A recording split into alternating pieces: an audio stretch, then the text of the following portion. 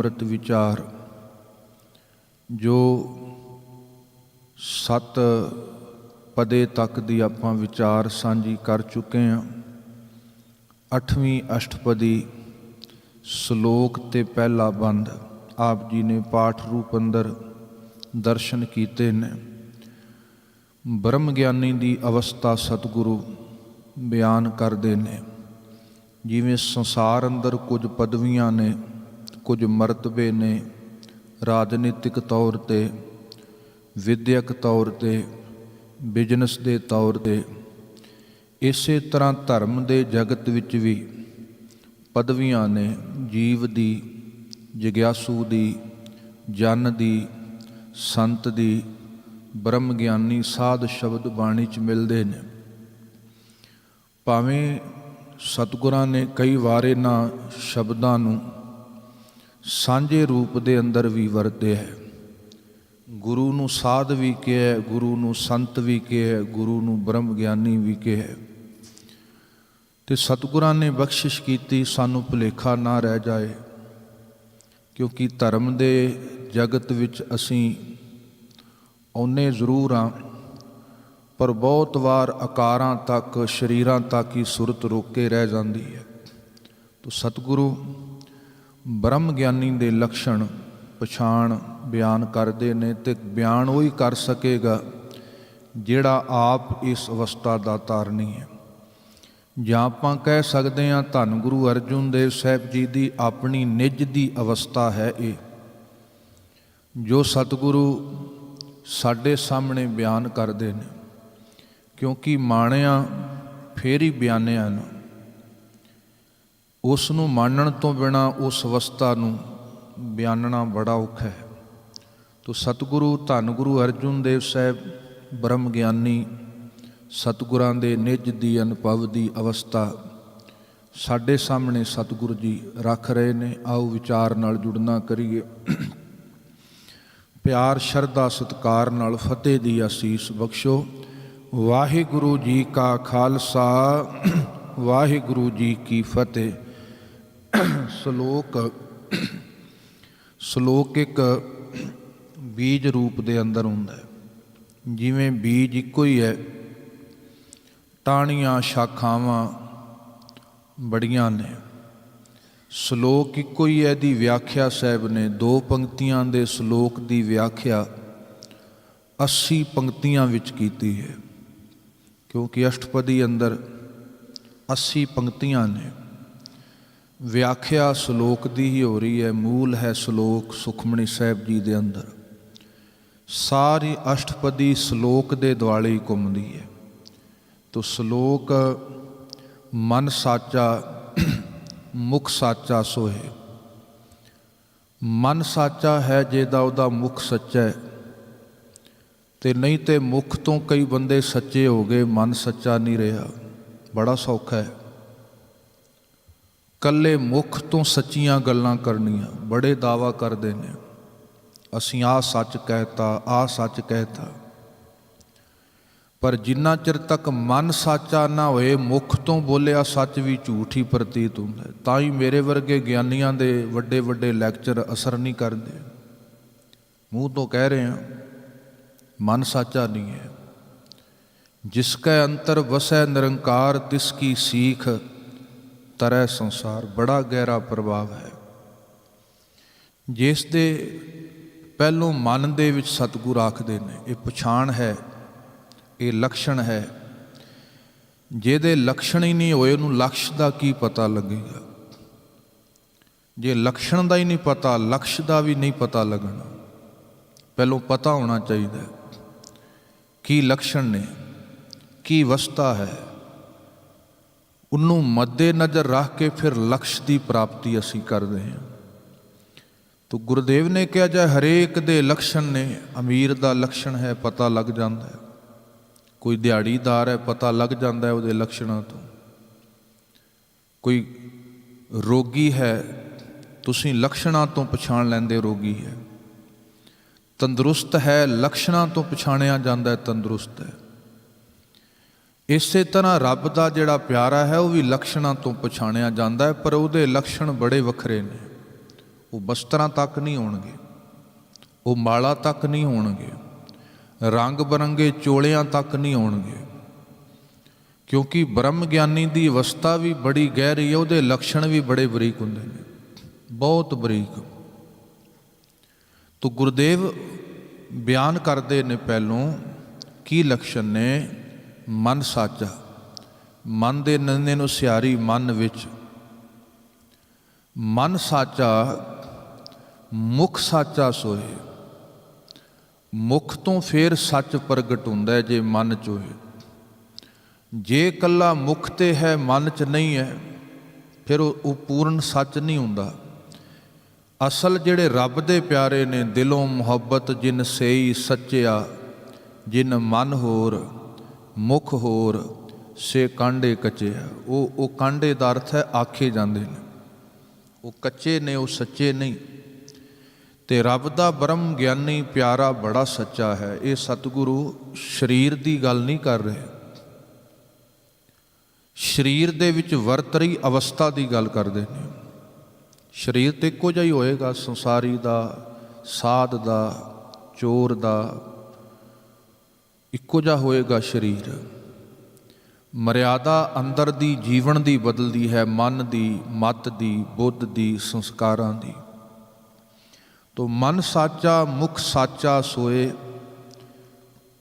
ਅਵਰ ਨ ਪੇਖੈ ਇੱਕ ਸੁਬਿਨ ਕੋਏ। ਉਹਨੂੰ ਇੱਕ ਦਿਖਦਾ। ਤੁਸੀਂ ਡਾਕਟਰ ਕੋਲ ਜਾਓ, ਅੱਖਾਂ ਵਾਲੇ ਕੋਲ, ਜਿਹਨੂੰ ਦੋ ਦਿਸਦੇ ਹੋਣ ਉਹਨੂੰ ਅੱਖਾਂ ਵਾਲੇ ਡਾਕਟਰ ਦੀ ਜ਼ਰੂਰਤ ਹੁੰਦੀ ਹੈ। ਬੰਦੇ ਨੂੰ ਦੋ ਦਿਖਾਈ ਦੇਣ, ਸਮਝ ਲਓ ਅੱਖਾਂ ਦਾ ਇਲਾਜ ਕਰਾਉਣਾ ਪੈਣਾ। ਤੇ ਜਿਹਦੇ ਜੀਵਨ 'ਚ ਵਿਤਕਰਾ ਹੋਏ, ਜਿਹਨੂੰ ਦੋ ਮਹਿਸੂਸ ਹੁੰਦੇ ਹੋਣ, ਮੈਂ ਵੱਖਰਾ ਹਾਂ, ਰੱਬ ਵੱਖਰਾ ਹੈ, ਉਹ ਮੇਰਾ ਹੈ, ਉਹ ਤੇਰਾ ਹੈ, ਸਮਝ ਲਓ ਉਹਨੂੰ ਗੁਰੂ ਕੋਲ ਜਾਣ ਦੀ ਬੜੀ ਛੇਤੀ ਜ਼ਰੂਰਤ ਹੈ। ਅਜੇ ਜਿਸ ਜੀਵਨ 'ਚ ਦਵੈਤ ਵਰਤ ਰਹੀ ਹੈ, ਜਿਹੜਾ ਦੁਬਿਧਾ 'ਚ ਪਿਆ ਹੋਇਆ, ਉਹਨੂੰ ਬਹੁਤ ਜ਼ਿਆਦਾ ਜ਼ਰੂਰਤ ਹੈ ਜਿਹਦੀ ਬਿਰਤੀ 'ਚ ਦਵੈਤ ਵਰਤਦਾ ਹੋਏ। ਤੋ ਜਿੱਥੇ ਰੱਬ ਦਾ ਪਿਆਰਾ ਹੈ, ਬ੍ਰਹਮ ਗਿਆਨੀ ਹੈ, ਉਹਨੂੰ ਦੋ ਦਿਖਾਈ ਨਹੀਂ ਦਿੰਦੇ, ਉਹਨੂੰ ਇੱਕੋ ਜਿਹਾ ਦਿਖਾਈ ਦਿੰਦਾ। ਸਾਧ ਵੀ ਵੈਸਾ ਦਿਖਦਾ ਹੈ, ਚੋਰ ਵੀ ਵੈਸਾ ਦਿਖਦਾ ਹੈ। ਨਹੀਂ ਤੇ ਗਣਕਾ ਦੇ ਵਾੜੇ 'ਚ ਕਿਸੇ ਰੱਬ ਦੇ ਪਿਆਰੇ ਨੇ ਕਿਉਂ ਜਾਣਾ ਸੀ? ਉਹਨੂੰ ਗਣਕਾ ਵੀ ਵੈਸੀ ਪ੍ਰਤੀਤ ਹੁੰਦੀ। ਉਹਦੇ ਜੀਵਨ 'ਚ ਕੋਈ ਵਿਤਕਰਾ, ਕੋਈ ਫਰਕ ਨਹੀਂ ਰਹਿ ਜਾਂਦਾ ਪਾਪ ਤੇ ਪੁੰਨ ਦਾ। ਤਾਂ ਗੁਰਦੇਵ ਆਖਦੇ ਨੇ, ਅਵਰ ਨਾ ਪੇਖੈ ਇੱਕ ਸੁਬਿਨ ਕੋਏ। ਇੱਕ ਤੋਂ ਬਿਨਾਂ ਉਹਨੂੰ ਪਤਾ ਲੱਗ ਗਿਆ ਵੀ ਹੈ ਇੱਕ ਦੀ ਖੇਡ ਹੈ ਸਾਰੀ। ਉਹਨੂੰ ਸਮਝ ਆ ਜਾਂਦੀ ਹੈ ਇੱਕ ਹੀ ਅਨੇਕਤਾ ਦਾ ਰੂਪ ਧਾਰਨ ਕਰੀ ਫਿਰਦਾ, ਇੱਕ ਨੇ ਰੂਪ ਧਾਰਨ ਕੀਤਾ। ਜੇ ਸੋਨੇ ਦਾ ਇੱਕੋ ਹੀ ਰੂਪ ਹੁੰਦਾ ਫਿਰ ਉਹ ਗਹਿਣੇ ਕਿਵੇਂ ਬਣਦਾ? ਕਈ ਰੂਪਾਂ ਦੇ ਅੰਦਰ ਇੱਕੋ ਸੋਨਾ ਵਿਆਪਕ ਹੈ, ਜਿਹੜਾ ਅਰੂਪ ਹੈ, ਆਪ ਰੂਪ ਹੈ। ਹਰੇਕ ਰੂਪ ਦੇ ਅੰਦਰ ਉਹ ਹੀ ਇੱਕ ਢਲਿਆ ਹੋਇਆ, ਜਿਵੇਂ ਹਰੇਕ ਗਹਿਣੇ 'ਚ ਸੋਨਾ ਹੀ ਢਲਿਆ ਹੁੰਦਾ ਹੈ, ਹਰੇਕ ਕੱਪੜੇ 'ਚ ਸੂਤ ਹੀ ਢਲਿਆ ਹੁੰਦਾ ਹੈ, ਹਰੇਕ ਭਾਂਡੇ 'ਚ ਮਿੱਟੀ ਹੀ ਢਾਲੀ ਹੁੰਦੀ ਹੈ, ਹਰੇਕ ਵਰਤਰੇ ਵਰਤਾਰੇ 'ਚ ਮਾਲਿਕ ਇੱਕੋ ਹੀ ਢਲਿਆ ਹੋਇਆ, ਕੋਈ ਦਵੈਤ ਨਹੀਂ ਹੈ। ਜਿੱਥੇ ਸਾਹਿਬ ਆਖਦੇ ਨੇ, ਨਾਨਕ ਇਹ ਲੱਛਣ ਬ੍ਰਹਮ ਗਿਆਨੀ ਹੋਏ। ਇਹ ਲੱਛਣ ਨੇ, ਇਹ ਪਛਾਣ ਹੈ ਰੱਬ ਦੇ ਪਿਆਰੇ ਬ੍ਰਹਮ ਗਿਆਨੀ ਦੀ, ਉਸ ਗਿਆਨ ਦੀ ਅਵਸਥਾ ਜਿਹੜੀ ਬ੍ਰਹਮ ਹੈ ਦੀ ਹੈ, ਜਿਹੜਾ ਵਿਆਪਕ ਹੈ, ਜਿਹਦੀ ਮੌਜੂਦਗੀ ਸਭਨਾਂ 'ਚ ਹੈ। ਬ੍ਰਹਮ ਗਿਆਨੀ ਉਹ ਹੁੰਦਾ ਜਿਹੜਾ ਉਹਨੂੰ ਪਛਾਣ ਲੈਂਦਾ ਹੈ। ਤੋ ਅੱਗੇ ਸਤਿਗੁਰੂ ਇਸ ਦੀ ਵਿਆਖਿਆ ਕਰਦੇ ਨੇ, ਅਸ਼ਟਪਦੀ ਬ੍ਰਹਮ ਗਿਆਨੀ ਸਦਾ ਨਿਰਲੇਪ। ਇੱਕ ਹੁੰਦੀ ਅਵਸਥਾ ਗਿਆਨਤਾ ਦੀ, ਇੱਕ ਹੁੰਦਾ ਹੈ ਅਗਿਆਨੀ, ਇੱਕ ਹੁੰਦਾ ਹੈ ਗਿਆਨੀ, ਇੱਕ ਹੁੰਦਾ ਹੈ ਬ੍ਰਹਮ ਗਿਆਨੀ। ਅਗਿਆਨੀ ਬਿਲਕੁਲ ਅਚੇਤ ਹੈ, ਉਹਨੂੰ ਨਾ ਪਤਾ ਲੱਗਾ ਕੀ ਬੋਲਿਆ, ਨਾ ਪਤਾ ਲੱਗਾ ਕੀ ਕੀਤਾ ਹੈ, ਨਾ ਪਤਾ ਲੱਗਾ ਕਿਵੇਂ ਜੀਵਨ ਲੰਘ ਰਿਹਾ। ਗਿਆਨੀ ਚੇਤਨ ਹੋ ਜਾਏ ਮਨ ਦੇ ਤਲ ਤੇ, ਉਹ ਚੇਤਨ ਹੋ ਗਿਆ। ਬ੍ਰਹਮ ਗਿਆਨੀ ਜਿਹਦਾ ਅਨੁਭਵ ਆਤਮ ਦੇ ਤਲ ਤੇ ਪਹੁੰਚ ਗਿਆ, ਉਹ ਬ੍ਰਹਮ ਗਿਆਨੀ ਦੀ ਅਵਸਥਾ ਹੈ। ਤੋ ਜਿਹੜਾ ਸਤਿਗੁਰ ਕਹਿੰਦੇ ਬ੍ਰਹਮ ਗਿਆਨੀ, ਹੁਣ ਕਿੱਥੋਂ ਅਵਸਥਾ ਹੈ? ਬ੍ਰਹਮ ਗਿਆਨੀ ਦੇ ਗੁਣ ਲੱਭਣੇ ਨੇ, ਸਤਿਗੁਰ ਕਹਿੰਦੇ ਰੱਬ ਦੀ ਇਸ ਪ੍ਰਕਿਰਤੀ ਚੋਂ ਲੱਭੇ ਜਾਂਦੇ ਨੇ। ਜਿਹੜਾ ਬ੍ਰਹਮ ਗਿਆਨੀ ਬਣ ਜਾਂਦਾ ਹੈ, ਤੇ ਬਣਨਾ ਕਿੱਥੋਂ ਹੈ? ਆ ਜੋ ਰੱਬ ਨੇ ਬਣਾਇਆ ਉਹਦੇ ਵਿੱਚੋਂ ਹੀ ਬਹੁਤ ਕੁਝ ਲੱਭਣਾ ਪੈਣਾ ਸਾਨੂੰ। ਬ੍ਰਹਮ ਗਿਆਨੀ ਦੀ ਅਵਸਥਾ ਸਾਹਿਬ ਕਹਿੰਦੇ ਪੰਜਾਂ ਤੱਤਾਂ ਵਰਗੀ। ਵੇਖੋ 5 ਤੱਤ ਨੇ ਜਿੱਥੋਂ ਸਾਰੀ ਪ੍ਰਕਿਰਤੀ ਬਣੀ ਹੈ, ਸ੍ਰਿਸ਼ਟੀ ਬਣੀ ਹੈ, ਮਿੱਟੀ ਤੋਂ, ਪਾਣੀ ਤੋਂ, ਅੱਗ ਤੋਂ, ਹਵਾ, ਆਕਾਸ਼। ਤੇ ਬ੍ਰਹਮ ਗਿਆਨੀ ਦੇ ਵਿੱਚ ਇਹਨਾਂ ਪੰਜਾਂ ਵਾਲੇ ਗੁਣ ਆ ਜਾਂਦੇ ਨੇ। ਉਹ ਮਿੱਟੀ ਵਰਗਾ ਵੀ ਸੁਭਾਅ ਆ ਗਿਆ, ਪਾਣੀ ਵਰਗਾ ਵੀ ਆ ਗਿਆ, ਅੱਗ ਵਰਗਾ ਵੀ ਆ ਗਿਆ, ਹਵਾ ਵਰਗਾ ਵੀ, ਆਕਾਸ਼ ਵਰਗਾ ਵੀ। ਗੁਣ ਸਿੱਖ ਲੈਣੇ ਨੇ ਜਿਹੜੇ ਮਾਲਕ ਵਾਹਿਗੁਰੂ ਨੇ ਭਰੇ ਨੇ ਆਪਣੀ ਇਸ ਪ੍ਰਕਿਰਤੀ ਦੇ ਅੰਦਰ। ਤੋ ਗੁਰਦੇਵ ਆਖਦੇ ਬ੍ਰਹਮ ਗਿਆਨੀ ਸਦਾ ਨਿਰਲੇਪ। ਉਹ ਨਿਰਲੇਪ ਹੈ, ਭਾਵ ਲਿਪਾਏ ਮਣ ਨਹੀਂ ਹੁੰਦਾ। ਉਹ ਰਹੇਗਾ ਸਭ ਕੁਝ, ਜਿਵੇਂ ਕੈਸ਼ੀਅਰ ਬੈਂਕ ਦਾ ਇੱਕ ਦਿਨ 'ਚ ਕਰੋੜਾਂ ਰੁਪਏ ਗਿਣ ਲੈਂਦਾ ਹੋਵੇ, ਪਰ ਉਹਨੂੰ ਪਤਾ ਹੁੰਦਾ ਇਹਦੇ 'ਚ 2 ਰੁਪਏ ਵੀ ਮੇਰੇ ਨਹੀਂ। ਉਹ ਸਾਈਨ ਵੀ ਕਰਦਾ, ਸੰਭਾਲ ਕੇ ਵੀ ਰੱਖਦਾ, ਪਰ ਮਨ ਉਸ 2, 3, 4 ਕਰੋੜ ਨਾਲ ਨਹੀਂ ਉਹਦਾ ਲੱਗਾ। ਉਹਨੂੰ ਪਤਾ ਹੈ ਭਾਵੇਂ ਸਾਈਨ ਮੈਂ ਕੀਤੇ ਨੇ, ਸੰਭਾਲੇ ਮੈਂ ਨੇ, ਪਰ ਮੇਰੇ ਨਹੀਂ। ਨਿਰਲੇਪਤਾ ਹੈ ਰੱਬ ਦੇ ਪਿਆਰੇ ਅੰਦਰ। ਧੀ ਮੇਰੀ ਹੈ, ਪੁੱਤ ਮੇਰਾ ਹੈ, ਪਰਿਵਾਰ ਹੈ, ਘਰ ਹੈ, ਮਾਲਕ ਨੇ ਦਿੱਤੇ ਨੇ, ਪਰ ਮੇਰੀ ਮਾਲਕੀਅਤ ਨਹੀਂ ਹੈ। ਨਿਰਲੇਪਤਾ ਕੈਸੀ ਆਏਗੀ? ਹੈ ਸਭ ਕੁਝ, ਪਰ ਉਹਦੇ ਜੀਵਨ 'ਚ ਨਿਰਲੇਪਤਾ ਹੈ। ਕਿਸ ਤਰ੍ਹਾਂ ਦੀ ਹੈ? ਜੈਸੇ ਜਲ ਮੈਂ ਕਮਲ ਅਲੇਪ। ਬ੍ਰਹਮ ਗਿਆਨੀ 'ਚ ਇਸ ਤਰ੍ਹਾਂ ਦੀ ਨਿਰਲੇਪਤਾ ਹੈ ਜਿਵੇਂ ਜਲ ਦੇ ਵਿੱਚ, ਚਿੱਕੜ ਦੇ ਵਿੱਚ ਕਮਲ ਹੁੰਦਾ ਹੈ, ਪਰ ਨਿਰਲੇਪ ਰਹਿੰਦਾ ਹੈ। ਰੱਬ ਦਾ ਪਿਆਰਾ ਬ੍ਰਹਮ ਗਿਆਨੀ ਵੀ ਕਰਮਾਂ ਦੇ ਚਿੱਕੜ 'ਚ ਹੋਏਗਾ ਜ਼ਰੂਰ, ਪਰ ਨਿਰਲੇਪ ਹੋਏਗਾ। ਜਿੰਨਾ ਚਿਰ ਤੱਕ ਸਾਡੇ ਕੋਲ ਸਰੀਰ ਹੈ, ਅਸੀਂ ਕਰਮਾਂ ਤੋਂ ਬਾਹਰ ਹੀ ਨਹੀਂ ਹੋ ਸਕਦੇ। ਇਹ ਨਾ ਕੋਈ ਕਹੇ ਵੀ ਮੈਂ ਕਰਮ ਹੀ ਨਹੀਂ ਕਰਨੇ। ਸਰੀਰ ਵਿਹਲੜ ਰਹਿ ਜਾਏਗਾ, ਮਨ ਵਿਚਾਰਾਂ ਜ਼ਰੂਰ ਕਰਦਾ ਰਹੇਗਾ। ਤੋ ਜਿੰਨਾ ਚਿਰ ਤੱਕ ਸਰੀਰ ਮਿਲਿਆ, ਇਸ ਮੰਡਲ 'ਚ ਆਏ ਹਾਂ, ਕਰਮ ਤੋਂ ਰਹਿਤ ਨਹੀਂ ਅਸੀਂ ਹੋ ਸਕਦੇ। ਮਨ ਕਰਕੇ, ਬਚਨਾ ਕਰਕੇ, ਕਰਮਾਂ ਕਰਕੇ ਕੁਝ ਨਾ ਕੁਝ ਜ਼ਰੂਰ ਵਰਤ ਜਾਣਾ। ਪਰ ਕਰਮਾਂ ਦੇ ਚਿੱਕੜ 'ਚ ਰਹਿ ਕੇ ਵੀ ਜਿਵੇਂ ਇੱਕ ਕਮਲ ਹੈ, ਚਿੱਕੜ 'ਚ ਰਹਿ ਕੇ ਨਿਰਲੇਪ ਹੈ। ਇਹ ਤੇ ਗੱਲ ਸਤਿਗੁਰ ਨੇ ਸਿੱਧਾਂ ਨੂੰ ਆਖੀ ਸੀ, ਜੈਸੇ ਜਲ ਮੈਂ ਕਮਲ ਨਿਰਾਲਮ ਮੁਰਗਾਈ ਨੈਸ਼ਾਨੇ।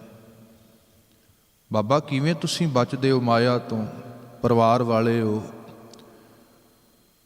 ਧੰਨ ਗੁਰੂ ਨਾਨਕ ਸਾਹਿਬ ਜੀ ਕਿਵੇਂ ਤੁਸੀਂ ਬਚਦੇ ਹੋ? ਅਸੀਂ ਤੇ ਪਹਾੜਾਂ ਤੇ ਜਾ ਕੇ ਵੀ ਨਹੀਂ ਬਚ ਸਕਦੇ। ਤੇ ਗੁਰੂ ਨਾਨਕ ਸਾਹਿਬ ਕਹਿੰਦੇ ਇਸੇ ਤਰ੍ਹਾਂ ਜਿਵੇਂ ਪਾਣੀ 'ਚ ਚਿੱਕੜ ਹੁੰਦਾ ਹੈ, ਜਿਵੇਂ ਮੁਰਗਾਬੀ ਹੁੰਦੀ ਹੈ, ਉਹ ਪਾਣੀ 'ਚ ਰਹਿੰਦੀ ਹੈ, ਟੁੱਬੀ ਮਾਰਦੀ ਹੈ, ਡੁੱਬਦੀ ਨਹੀਂ, ਉੱਡ ਜਾਂਦੀ ਹੈ। ਜਿਹਨੂੰ ਸ਼ਬਦ ਦਾ, ਉਸ ਰੱਬੀ ਗੁਣਾਂ ਦਾ, ਯਾਦ ਦਾ ਸਹਾਰਾ ਮਿਲ ਗਿਆ, ਉਸੇ ਤਰ੍ਹਾਂ ਕਰਮਾਂ ਦੇ ਚਿੱਕੜ 'ਚੋਂ ਸੁਰਤ ਉਡਾਰੀ ਮਾਰ ਜਾਂਦੀ ਹੈ। ਨਿਰਲੇਪਤਾ ਹੁੰਦੀ ਉਹਦੇ ਅੰਦਰ। ਜੈਸੇ ਜਲ ਮੈਂ ਕਮਲ ਨਿਰਾਲਮ, ਇਸੇ ਤਰ੍ਹਾਂ ਗੁਰੂ ਨਾਨਕ ਸਾਹਿਬ ਨੇ ਆਖਿਆ ਸੀ। ਤੋ ਧੰਨ ਗੁਰੂ ਅਰਜੁਨ ਦੇਵ ਸਾਹਿਬ ਜੀ ਆਖਦੇ ਨੇ, ਬ੍ਰਹਮ ਗਿਆਨੀ ਸਦਾ ਨਿਰਲੇਪ, ਜੈਸੇ ਜਲ ਮੈਂ ਕਮਲ ਅਲੇਪ। ਬ੍ਰਹਮ ਗਿਆਨੀ ਸਦਾ ਨਿਰਦੋਖ, ਉਹਨੂੰ ਦੋਖ ਨਹੀਂ ਲੱਗਦਾ ਕੋਈ। ਜੈਸੇ ਸੂਰ ਸਰਬ ਕੋ ਸੋਖ, ਜਿਵੇਂ ਸੂਰਜ ਸਰਬ ਕੋ ਸੋਖ, ਸਭ ਨੂੰ ਸੁੱਖ ਦਿੰਦਾ ਹੈ। ਸੂਰਜ ਕਦੇ ਵਿਤਕਰਾ ਨਹੀਂ ਕਰਨਾ।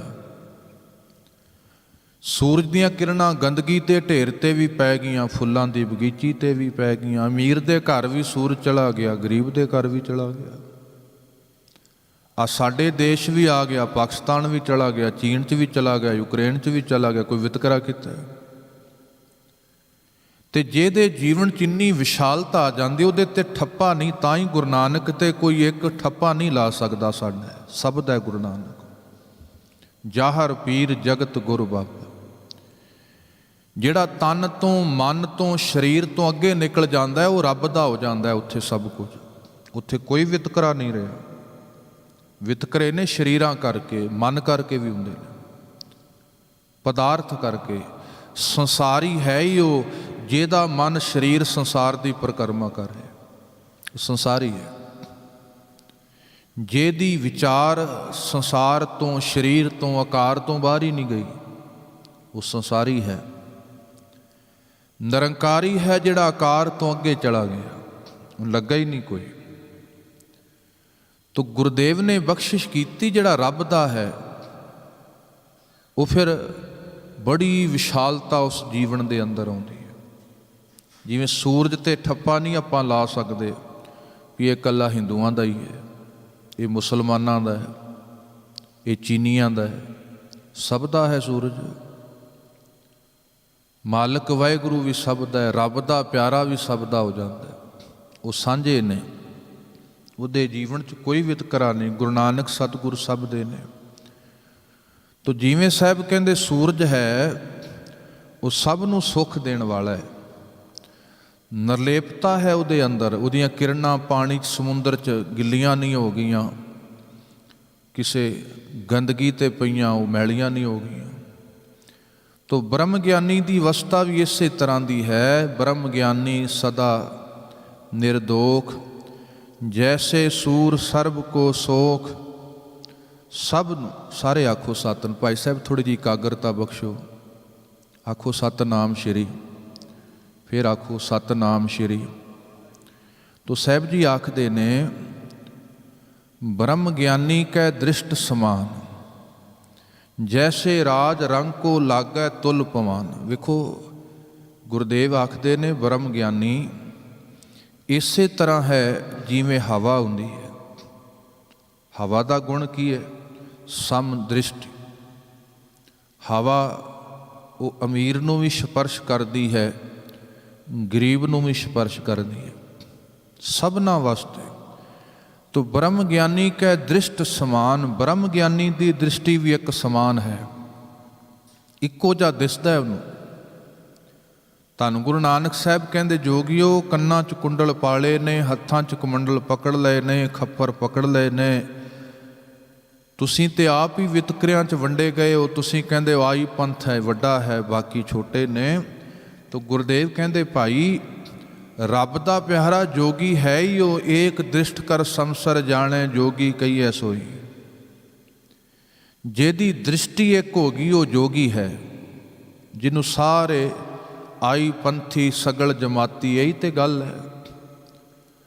ਸਾਰਿਆਂ ਨੂੰ ਇੱਕ ਜਮਾਤੀ ਸਮਝ ਲੈਣਾ, ਇੱਕੋ ਜਿਹੇ ਸਮਝ ਲੈਣਾ, ਇਹੋ ਹੀ ਆਈ ਪੰਥ ਸਮਝ ਲਓ। ਮਨ ਜੀਤੈ ਜਗਜੀਤ, ਬੜੀ ਵੱਡੀ ਅਵਸਥਾ ਹੈ। ਸਾਹਿਬ ਕਹਿੰਦੇ ਜਿੱਥੇ ਮਨ ਜਿੱਤਿਆ ਜਾਂਦਾ ਹੈ ਉੱਥੇ ਫਿਰ ਸੁਭਾਅ ਇਸੇ ਤਰ੍ਹਾਂ ਦਾ ਹੈ ਜਿਵੇਂ ਹਵਾ ਦਾ ਹੈ। ਜੈਸੇ ਰਾਜ ਰੰਕ ਕੋ ਲਾਗੈ, ਲੱਗਦੀ ਹੈ ਤੁਲ ਬਰਾਬਰ ਪਵਾਨ ਪਵਨ।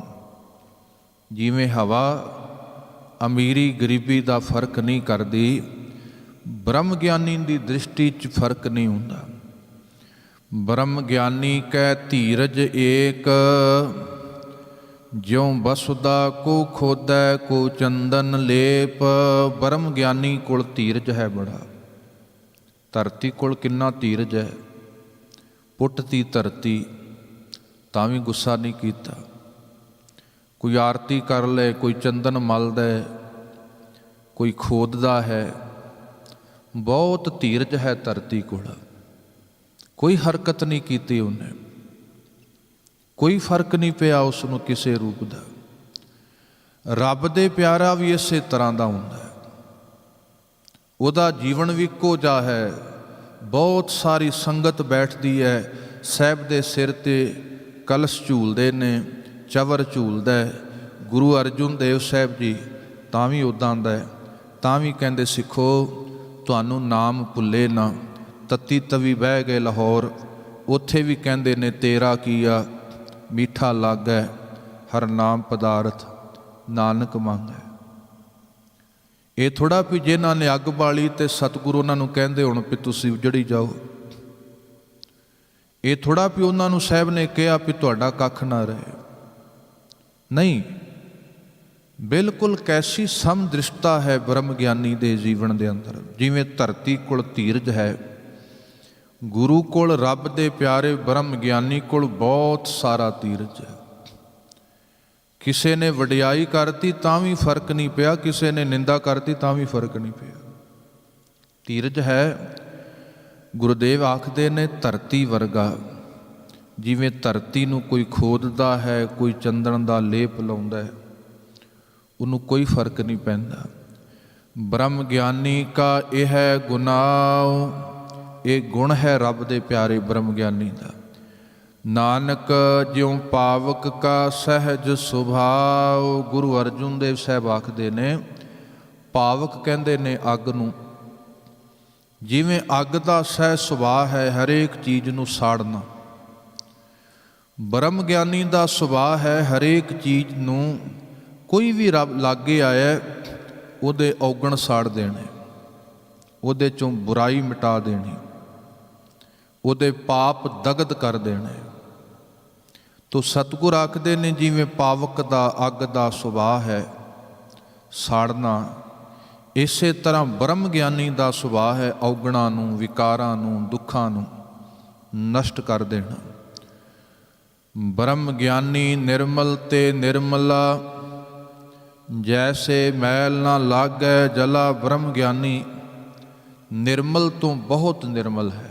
ਨਿਰਮਲ ਦਾ ਅਰਥ ਹੈ ਜਿੱਥੇ ਮੈਲ ਦਾ ਰੰਚਕ ਮਾਤਰ ਵੀ ਕੋਈ ਪ੍ਰਭਾਵ ਨਹੀਂ ਹੁੰਦਾ, ਬਹੁਤ ਨਿਰਮਲ ਤੋਂ ਨਿਰਮਲ।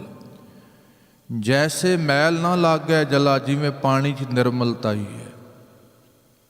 ਠੀਕ ਹੈ, ਲੱਗਦਾ ਹੈ ਪਾਣੀ ਮੈਲਾ ਹੋ ਜਾਏ ਪਰ ਗ੍ਰਹਿਣ ਨਹੀਂ ਕਰਦਾ, ਪਾਣੀ ਫਿਰ ਸ਼ੁੱਧ ਹੋ ਜਾਂਦਾ ਹੈ। ਆਪਣੇ ਅਸਲ ਸਰੂਪ ਨੂੰ ਪਾਣੀ ਫਿਰ ਪ੍ਰਾਪਤ ਕਰ ਲੈਂਦਾ ਹੈ। ਮੈਲ ਲਾ ਕੇ, ਮਲੀਨਤਾ ਨੂੰ ਦੂਰ ਕਰਕੇ, ਜਿਵੇਂ ਪਾਣੀ ਮੈਲ ਦੂਰ ਕਰਦਾ ਹੈ, ਇਸੇ ਤਰ੍ਹਾਂ ਰੱਬ ਦਾ ਪਿਆਰਾ ਬ੍ਰਹਮ ਗਿਆਨੀ ਨਿਰਮਲ ਤੋਂ ਨਿਰਮਲ ਹੈ। ਜਿਵੇਂ ਪਾਣੀ ਹੁੰਦਾ ਹੈ, ਕਿੰਨਿਆਂ ਨੂੰ ਨਿਰਮਲਤਾਈ ਪਾਣੀ ਬਖਸ਼ਿਸ਼ ਕਰ ਦਿੰਦਾ ਹੈ। ਬ੍ਰਹਮ ਗਿਆਨੀ ਕੈ ਮਨ ਹੋਏ ਪ੍ਰਗਾਸ, ਜੈਸੇ ਧਰ ਉਪਰ ਆਕਾਸ਼। ਬੜਾ ਪ੍ਰਗਾਸ ਹੈ ਬ੍ਰਹਮ ਗਿਆਨੀ ਕੋਲ। ਜਿਵੇਂ ਧਰਤੀ ਦੇ ਉੱਤੇ ਆਕਾਸ਼ ਹੈ, ਕੋਈ ਸੀਮਾ ਹੈ, ਅਸੀਮ ਹੈ ਆਕਾਸ਼। ਆਕਾਸ਼ ਬੜਾ ਵਿਆਪਕ ਹੈ, ਬਹੁਤ ਸੁੰਗੜਿਆ ਹੋਏਗਾ ਸੰਸਾਰ ਦਾ ਜਿਹਨੂੰ ਗਿਆਨ। ਬੜੇ ਵਿਤਕਰੇ ਨੇ, ਦੋ ਅੱਖਰ ਪੜ੍ਹ ਜੀਏ ਬੰਦਾ ਮਾਂ ਪਿਓ ਨੂੰ ਕੁਝ ਨਹੀਂ ਜਾਣਦਾ, ਵੀ ਮੈਂ ਸਿਆਣਾ ਹੋ ਗਿਆ, ਦੂਜਾ ਮੂਰਖ ਹੋ ਗਿਆ। ਪਰ ਜਿਸ ਨੂੰ ਉਸ ਬ੍ਰਹਮ ਵਿਆਪਕ ਦਾ ਅਨੁਭਵ ਹੁੰਦਾ, ਉਹਦੇ ਜੀਵਨ ਵਿੱਚ ਵੀ ਉਨੀ ਵਿਸ਼ਾਲਤਾ ਆ ਗਈ। ਕਿੰਨਾ ਗਿਆਨ ਹੈ ਸਤਿਗੁਰਾਂ ਕੋਲ। ਤੇ ਸਤਿਗੁਰ ਕੀ ਕਹਿੰਦੇ ਨੇ, ਨਾ ਹੋ ਜਤੀ ਸਤੀ ਨਹੀਂ ਪੜਿਆ, ਮੂਰਖ ਮੁਗਦਾ ਜਨਮ ਪਿਆ। ਪਣਵਤ ਨਾਨਕ ਤਿਨ ਕੀ ਸ਼ਰਣਾ, ਜਿੰਤੂ ਨਾਹੀ ਵਿਸਰਿਆ। ਕਿਤਨਾ ਗਿਆਨ ਅਨੁਭਵ ਹੈ। ਗੁਰੂ ਅਰਜੁਨ ਦੇਵ ਸਾਹਿਬ ਕੀ ਕਹਿੰਦੇ ਨੇ, ਤੇਰਾ ਕੀਤਾ ਜਾਤੋ ਨਾਹੀ, ਮੈਨੂੰ ਜੋ ਕਿਤੋਈ। ਮੈਂ ਨਿਰਗੁਣਿਆਰੇ ਕੋ ਗੁਣ ਨਾਹੀ, ਆਪੇ ਤਰਸ ਪਿਓਈ। ਵੇਖੋ ਬਹੁਤ ਵੱਡੀ ਵਿਸ਼ਾਲਤਾ ਹੋਏਗੀ ਤਾਂ ਇਹ ਅਵਸਥਾ ਬਣਦੀ ਹੈ, ਨਹੀਂ ਤੇ ਅਸੀਂ ਬੂੰਦ ਨੂੰ ਸਮੁੰਦਰ ਸਮਝ ਲਿਆ। ਕਿਸੇ ਨੂੰ ਪਤਾ ਬੂੰਦ ਦਾ ਲੱਗਦਾ, ਦਾਵਾ ਬੰਦਾ ਸਮੁੰਦਰ ਦਾ ਕਰਦਾ ਹੈ। ਪ੍ਰਾਪਤੀ ਕਿਣਕੇ ਦੀ ਹੁੰਦੀ ਹੈ, ਬੰਦਾ ਦਾਵਾ ਧਰਤੀ ਦਾ ਕਰ ਦਿੰਦਾ ਹੈ। ਪਰ ਜਿਹਦੇ ਜੀਵਨ 'ਚ ਵਿਸ਼ਾਲਤਾ ਆਕਾਸ਼ ਵਰਗੀ ਹੋ ਗਈ, ਦਾਵਾ ਰੰਚਕ ਮਾਤਰ ਵੀ ਨਹੀਂ ਰਿਹਾ। ਤਾਂ ਉਤਨਾ ਹੀ ਗੁਰਦੇਵ ਕਹਿੰਦੇ ਪ੍ਰਗਾਸ ਹੈ, ਵਿਸ਼ਾਲਤਾ ਹੈ ਜੀਵਨ ਅੰਦਰ। ਜਿਵੇਂ ਆਕਾਸ਼ ਬੜੀ ਵਿਸ਼ਾਲਤਾ ਰੱਖਦਾ ਹੈ, ਅਸੀਂ ਨਹੀਂ ਮਿਣ ਸਕਦੇ ਆਕਾਸ਼ ਕਿੱਡਾ ਕੁ ਹੈ। ਬੰਦੇ ਕੋਲ ਅੱਜ ਤੋਂ ਹਜ਼ਾਰਾਂ ਸਾਲਾਂ ਬਾਅਦ ਵੀ ਕਿੰਨੇ ਸਾਧਨ ਆ ਜਾਣ, ਆਕਾਸ਼ ਨਹੀਂ ਮਾਪਿਆ ਜਾਣਾ, ਕੋਈ ਸੀਮਾ ਨਹੀਂ ਹੈ।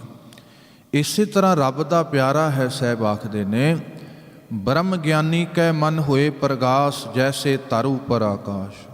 ਬੜੀ ਵਿਆਪਕਤਾ ਹੈ ਰੱਬ ਦੇ ਪਿਆਰੇ ਬ੍ਰਹਮ ਗਿਆਨੀ 'ਚ, ਜਿਵੇਂ ਆਕਾਸ਼ ਵਿੱਚ ਹੁੰਦੀ ਹੈ। ਉਹਦਾ ਗਿਆਨ ਸੁੰਗੜਿਆ ਨਹੀਂ ਹੁੰਦਾ, ਉਹਦਾ ਗਿਆਨ ਕਿਸੇ ਬਾਉਂਡਰੀ ਦਾ ਬੱਝਾ ਹੋਇਆ ਨਹੀਂ ਹੁੰਦਾ। ਤਾਂ ਸਾਹਿਬ ਆਖਦੇ ਨੇ, ਬ੍ਰਹਮ ਗਿਆਨੀ ਕੈ ਮਿੱਤਰ ਛਤਰ ਸਮਾਨ। ਰੱਬ ਦਾ ਪਿਆਰਾ ਬ੍ਰਹਮ ਗਿਆਨੀ ਹੈ, ਉਹਦੇ ਵਾਸਤੇ ਮਿੱਤਰ ਛੱਤਰ ਸਮਾਨ ਹੈ, ਭਾਵ ਫਰਕ ਨਹੀਂ ਰਹਿ ਜਾਂਦਾ। ਉਹ ਸਭ ਨਾਲ ਇੱਕੋ ਜਿਹਾ ਸਲੂਕ ਕਰਦਾ। ਜਿਹਨੂੰ ਇਹ ਅਨੁਭਵ ਅਵਸਥਾ ਮਿਲਦੀ ਹੈ ਉਹ ਫਿਰ ਵੈਰੀਆਂ ਨੂੰ ਵੀ ਕਹਿੰਦਾ ਵੀ ਉੱਠ ਕੇ ਪਹਿਲੋਂ ਜਲ ਛਕ ਲਓ। ਜਿਹਨੂੰ ਇਹ ਬੋਧ ਆਉਂਦਾ ਹੈ ਗੁਰੂ ਦੀ ਬਾਣੀ ਦਾ, ਉਹ ਫਿਰ ਕਹਿੰਦੇ ਦੇਤ ਆਵਾਜ਼ਾ ਭੁੱਖਾ ਕੋਈ, ਆਓ ਦੇਗ ਤਿਆਰ ਗੁਰ ਹੋਈ। ਉਹ ਭੁੱਖੇ ਭਾਣੇ ਸਿੱਖਾਂ ਨੇ ਲੰਗਰ ਤਿਆਰ ਕੀਤਾ, ਆਵਾਜ਼ ਮਾਰੀ, ਭਾਈ ਲੜ ਬਾਅਦ 'ਚ ਲਿਓ, ਸਾਡੇ ਨਾਲ ਪਹਿਲੋਂ ਪ੍ਰਸ਼ਾਦਾ ਛਕ ਲਈਏ। ਇੱਕੋ ਜਿਹਾ ਸਲੂਕ ਹੈ। ਉਹ ਲਿਪਾਏਮਾਨ ਨਹੀਂ ਹੋਇਆ। ਜੰਗ ਗੁਰੂ ਨੇ ਵੀ ਲੜੇ ਨੇ, ਮਾਰਿਆ ਸਤਿਗੁਰੂ ਨੇ ਵੀ ਸੋਧਿਆ ਹੋਏਗਾ ਜੰਗ 'ਚ ਕਈਆਂ ਨੂੰ, ਪਰ ਗੁਰੂ ਤੇ ਕੋਈ ਪਾਪ ਨਹੀਂ ਲੱਗਾ। ਨਿਰਲੇਪਤਾ ਹੈ, ਅਛੋਹ ਹੈ ਉਹ ਅਵਸਥਾ। ਸਾਹਿਬ ਆਖਦੇ ਨੇ ਤੋ ਬ੍ਰਹਮ ਗਿਆਨੀ ਕੈ ਮਿੱਤਰ ਛਤਰ ਸਮਾਨ, ਬ੍ਰਹਮ ਗਿਆਨੀ ਕੈ ਨਾਹੀ ਅਭਿਮਾਨ। ਰੱਬ ਦਾ ਪਿਆਰਾ ਬ੍ਰਹਮ ਗਿਆਨੀ ਹੈ, ਉਹਦੇ ਕੋਲ ਸਾਨੂੰ ਸਾਡੇ ਗਿਆਨ ਦਾ ਹੰਕਾਰ ਜ਼ਰੂਰ ਹੋਏਗਾ, ਜਿਹੜਾ ਸਾਡੀ ਮੱਤ ਚੋਂ ਪ੍ਰਗਟ ਹੋਇਆ, ਜਿਹੜਾ ਸੰਸਾਰ ਦੀਆਂ ਕਿਤਾਬਾਂ ਚੋਂ ਲਿਆ। ਉਹ ਪੰਡਤ ਵੇਖੋ ਕਿੰਨਾ ਹੰਕਾਰੀ ਹੋਏਗਾ। ਜਿਹਨੇ ਕਲਾ ਚੋਂ ਕੁਝ ਸਿੱਖਿਆ ਬੜਾ ਸੌਖਾ ਹੈ, ਜਿਹਨੇ ਕੀਰਤਨ ਕਲਾ ਚੋਂ ਸਿੱਖਿਆ ਹੰਕਾਰੀ ਹੋਏਗਾ, ਕੀਰਤਨੀਆਂ ਜ਼ਰੂਰ। ਜਿਹਦੀ ਕਥਾ ਕਿਸੇ ਕਲਾ ਚੋਂ ਆਈ ਹੈ ਉਹ ਅਕਲ ਨੂੰ ਨਹੀਂ ਜਾਣ ਸਕਦਾ। ਉਹਦੇ ਬੋਲ ਭਾਵੇਂ ਕਿੰਨੇ ਵੀ ਮਹਿੰਗੇ ਮਹਿੰਗੇ ਸ਼ਲੋਕ ਹੋਣ, ਉਹਦੇ ਕੋਲ ਲੰਬੀਆਂ ਲੰਬੀਆਂ ਤਕਰੀਰਾਂ ਹੋਣ, ਤੇ ਸਾਡੀ ਮੁਸ਼ਕਲ ਹੈ ਅਸੀਂ ਕਲਾਕਾਰਾਂ ਨੂੰ ਧਰਮੀ ਸਮਝ ਲਿਆ। ਬਸ 1 ਘੰਟਾ ਆ ਕੇ ਉਹਨਾਂ ਨੇ ਕਲਾ ਵਿਖਾਈ, ਵਾਜੇ ਕਮਾਏ, ਉਹ ਪ੍ਰਬੰਧਕ ਵੀ ਖੁਸ਼ ਹੋ ਗਏ ਵੀ ਚੰਗੀ ਸਾਡੀ ਵਡਿਆਈ ਹੋਈ ਹੈ। ਉਹ ਬਦਲਿਆ ਕੀ ਹੈ, ਪ੍ਰਾਪਤੀ ਕੀ ਹੋਈ? ਉਹ ਰੱਬ ਦਾ ਪਿਆਰਾ। ਤੇ ਭਾਈ ਗੁਰਦਾਸ ਜੀ ਜਦੋਂ ਆਗਰੇ ਤੋਂ ਆ ਰਹੇ ਸਨ, ਕਿਸੇ ਨਗਰ 'ਚ ਰੁਕੇ, ਤਾਂ ਕਿਸੇ ਨੇ ਕਿਹਾ ਭਾਈ ਗੁਰਦਾਸ ਜੀ ਉਪਦੇਸ਼ ਦਿਓ। ਭਾਈ ਗੁਰਦਾਸ ਜੀ ਕਹਿੰਦੇ ਸਾਡੇ ਰਾਤ ਰਹਿਣ ਇੱਥੋਂ ਲੰਘਣ ਨਾਲ ਤੁਹਾਨੂੰ ਫਰਕ ਨਹੀਂ ਪਿਆ, ਉਪਦੇਸ਼ ਦੇਣ ਨਾਲ ਵੀ ਕੀ ਪਏਗਾ। ਰੱਬ ਦੇ ਪਿਆਰੇ ਗੁਰਮੁਖ ਜਨ, ਉਹਨਾਂ ਦਾ ਤੇ ਹੋਣਾ ਬਹੁਤ ਵੱਡੀ ਗੱਲ ਹੈ, ਕਿਉਂਕਿ ਜਿਹੜੀ ਚੀਜ਼ ਬਾਹਰੋਂ ਕਿਸੇ ਕਲਾ ਚੋਂ ਆਈ ਹੈ ਉਹਦਾ ਦਾਇਰਾ ਵੱਡਾ ਨਹੀਂ ਹੋ ਸਕਦਾ ਕਦੇ ਵੀ। ਉਹ ਸੱਤਾ ਤੋਂ ਕਦੇ ਨਹੀਂ ਉੱਠ ਸਕਦਾ ਜਿਹਨੇ ਕਲਾ ਬਾਹਰ ਤੋਂ ਲਈ ਹੈ। ਜਿਹੜਾ ਸੱਤ ਨਾਲ ਜੁੜਿਆ ਉਹ ਫਿਰ ਅਕਲ ਹੈ, ਉਹਨੂੰ ਕਿਸੇ ਕਲਾ ਦੀ ਲੋੜ। ਰੱਬ ਦੇ ਪਿਆਰੇ ਹੁੰਦੇ ਸੀ ਪੁਰਾਣੇ, ਇੱਕ ਸੁਰ ਦੱਬ ਕੇ ਕੀਰਤਨ ਕਰ ਦਿੰਦੇ ਸੀ, ਨਹੀਂ ਲੋੜ ਪਈ ਕਿਸੇ ਕਲਾ ਦੀ। ਸਾਂਝ ਉਸ ਮਹਾਨ ਮਾਲਕ ਨਾਲ ਜੁੜ ਗਈ ਹੈ, ਬਹੁਤੇ ਸੁਰਾਂ ਦੀ ਲੋੜ ਨਹੀਂ ਪਈ। ਉਹਨਾਂ ਰੱਬ ਸੰਗਤਾਂ ਧਾਰਨਾ 'ਚ ਕੀਰਤਨ ਕਰਦੀਆਂ ਸੀ। ਪਿੱਛੇ ਚਲੇ ਜਾਓ ਅੱਜ ਤੋਂ, ਜੋਟੀਆਂ 'ਚ ਬੀਬੀਆਂ ਭੈਣਾਂ ਕੀਰਤਨ ਕਰਦੀਆਂ ਸੀ। ਇੰਟਰਨੈਸ਼ਨਲ ਜੱਥੇ ਨਹੀਂ ਸਨ ਆਉਂਦੇ ਉਦੋਂ। ਮੈਂ ਬੇਨਤੀ ਕਰ ਰਿਹਾ, ਜੋ ਬਾਹਰ ਤੋਂ ਸਿੱਖੀ ਕਲਾ ਹੈ, ਬਾਹਰ ਤੋਂ ਸਿੱਖਿਆ ਗਿਆਨ ਹੈ, ਉਹਦਾ ਦਾਇਰਾ ਬੜਾ ਸੀਮਤ ਹੁੰਦਾ। ਜਿਹੜਾ ਪ੍ਰਗਟ ਹੋਇਆ ਜੀਵਨ 'ਚੋਂ, ਟੈਂਕੀ ਦਾ ਪਾਣੀ ਕਿੰਨਾ ਕੁ ਸਮਾਂ ਰਹੇਗਾ, ਪਰ ਜਿਹੜਾ ਪਾਣੀ ਕਿਸੇ ਝਰਨੇ 'ਚੋਂ ਪ੍ਰਗਟ ਹੋਇਆ, ਸਮੁੰਦਰ ਕਦੇ ਨਹੀਂ ਸੁੱਕਦਾ। ਛੱਪੜ ਸੁੱਕਦੇ ਨੇ, ਟੈਂਕੀਆਂ ਮੁੱਕਦੀਆਂ ਨੇ, ਸਮੁੰਦਰ ਨਹੀਂ ਸੁੱਕਦਾ ਕਦੇ। ਜਿਹੜੇ ਰੱਬ ਦੇ ਪਿਆਰਿਆਂ ਕੋਲੋਂ ਉਸ ਅਨੁਭਵ ਦਾ ਝਰਨਾ ਫੁੱਟਦਾ, ਦਾਤ ਮਿਲੀ, ਉਹ ਸੁੱਕੇ ਥੋੜਾ। ਕਿੰਨੀ ਵਿਸ਼ਾਲਤਾ, ਕਿੰਨੀ ਮਹਾਨਤਾ ਗੁਰਦੇਵ ਕਹਿੰਦੇ ਉਸ ਜੀਵਨ 'ਚ ਵਰਤਦੀ ਹੈ, ਜਿੱਥੇ ਬ੍ਰਹਮ ਗਿਆਨੀ ਕੈ ਨਾਹੀ ਅਭਿਮਾਨ। ਉਹਨੂੰ ਕੋਈ ਅਭਿਮਾਨ ਨਹੀਂ ਹੋਇਆ। ਅਭਿਮਾਨ ਹਮੇਸ਼ਾ ਉਹਨੂੰ ਹੋਏਗਾ ਜਿਹਨੇ ਕੁਝ ਕਲਾ 'ਚੋਂ ਪ੍ਰਗਟ ਕੀਤਾ। ਉਹ ਹੰਕਾਰੀ ਹੋਏਗਾ, ਉਹ ਕਹੇਗਾ ਵੀ ਮੇਰਾ ਦੁਨੀਆ ਸਤਿਕਾਰ ਕਰਨ, ਉਹ ਸਤਿਕਾਰ ਲੱਭਦਾ ਹੈ।